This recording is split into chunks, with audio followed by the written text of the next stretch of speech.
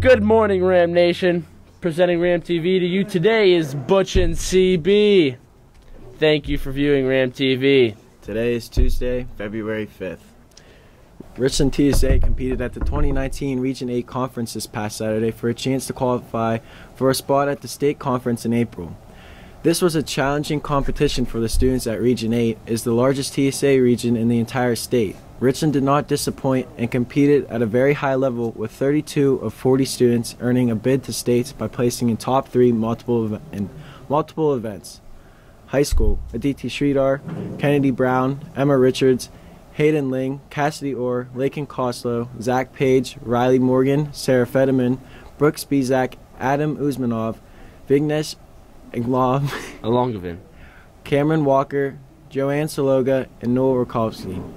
Middle school, Brooke Thomas, Kendall Yeager, Ayush Sridhar, Malia Raza, Julie Manzour, Austin Seifert, Melanie Gurko, Michelle Zhang, Margaret Orr, Andrew Bauer, Manir Murad, Andrew Flowers, Caden Milne, Austin Artem, Ethan Cafeo, Aaron McKendry, and Brian Zhang.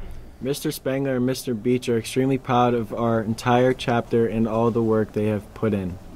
Any senior who plans to continue their athletic career at the collegiate level should stop in the athletic office sometime this week.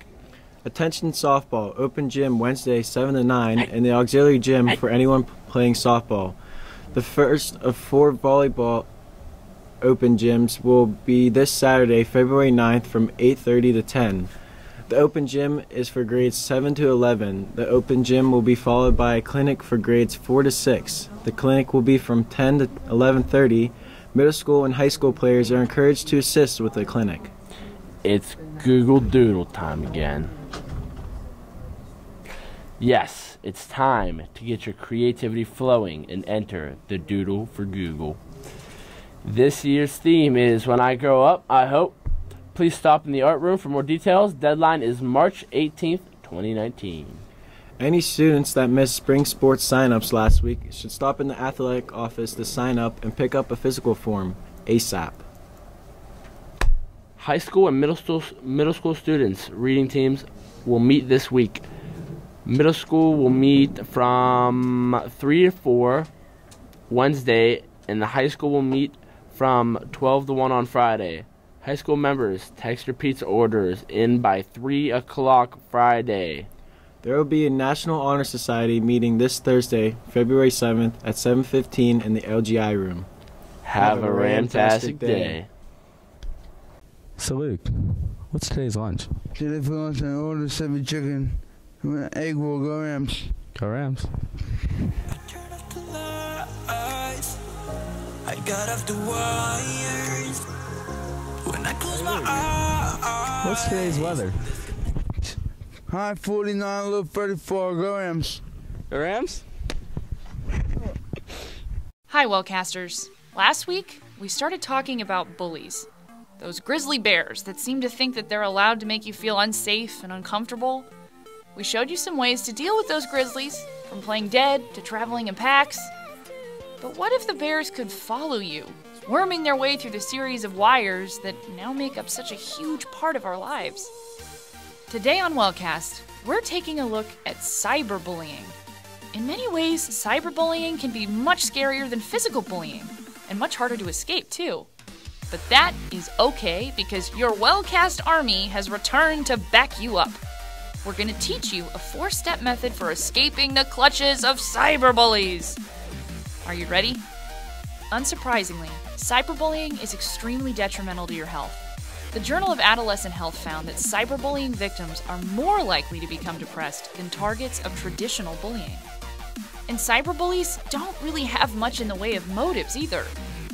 With bullying, there's normally an imbalance of power. But you don't need to be powerful to harass someone online. You just need the internet. According to the American Counseling Association, 40% of cyberbullies engage in online aggression just for fun. Okay, it doesn't really help to know that someone who's constantly harassing you over Facebook has no reason to do so, but you should take comfort in the fact that it does have very little to do with you and everything to do with the bully's own super weird issues. You can't fight those issues. What you can do is learn how to avoid cyberbullying when possible and extract yourself from the situation when it's too late to avoid it. It's time for our 4-step method. Pause and print this well-cast worksheet. Step 1. Privacy is prevention. Take a second to go through any place you store data about yourself online and make sure the privacy settings are airtight. Google your name. See what comes up. Make sure your Facebook settings don't give out your email address or phone number. Step 2. When bullied, don't respond and don't retaliate. This is a ridiculously hard rule to follow because, hey, you're getting sent awful things, and the first thing you want to do is fire back. But think of it like this, though. Engaging with a bully is like pouring water on a grease fire. It seems like the obvious thing to do at the time because, holy crap, my stovetop is in flames! But water just spreads the fire, and retaliating to a cyberbully just encourages the bully because you're giving him what he wants. Step 3. Block the bully if possible.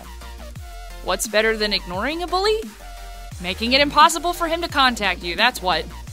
Try one of the following methods to make it harder for your bully to reach you. If you're on a messaging system, set it up so that only contacts on your buddy list can contact you. If this doesn't work, try going invisible or blocking the individual screen names that you know to be dangerous. Screen all incoming phone calls and text messages. If necessary, temporarily suspend your social media pages. Step 4. Save the information and tell someone. First and foremost, report the bullying to the service provider, because cyberbullying is outlawed on most sites and messenger services. Cyberbullying is also illegal in most states, though some bullies might think they can get away with a lot simply because nobody knows who they are. What they forget is that they're leaving a pretty significant electronic trail. Save any threatening correspondence, email, Facebook, phones, etc., and show it to somebody you trust. This could be a parent, teacher, or friend. To recap, if you're being cyberbullied, first, make sure your online presence is as private as possible. Don't retaliate, but block the bully from communicating with you as much as you can. And finally, save all information and tell someone you trust about the bullying.